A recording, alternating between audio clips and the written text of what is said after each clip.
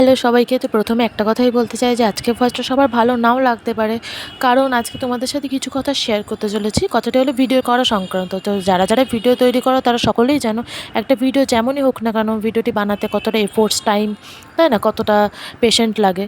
তো যারা ভিডিও করো তারা সকলেই জানো। তো সেগুলি তোমাদের সাথে বলতে চাইছি না, কারণ কোনো সিম্প্যাথি আদায় করে তোমাদের কাছ থেকে আমি সাপোর্ট পেতে চাই না। তোমরা আমার ভিডিও দেখো, দেখে জানাও কেমন হচ্ছে, শুধু এটুকুই চাই। তোমাদের ভালো লাগুক চাই খারাপ লাগুক সেগুলো জানাও। তো কিছু মানুষের মনে হয় যে মেয়েটার কোনো কাজ নেই, সারাদিন বাড়িতে বসে তাই কী খায় কী করে এইগুলো ভিডিও, ফালতু ভিডিও ছাড়ে।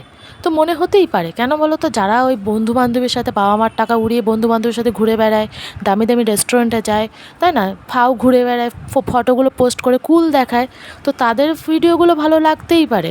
আর যারা এই খেটে ভিডিও করে তাদের ভিডিওগুলো ফালতু মনেই হতে পারে।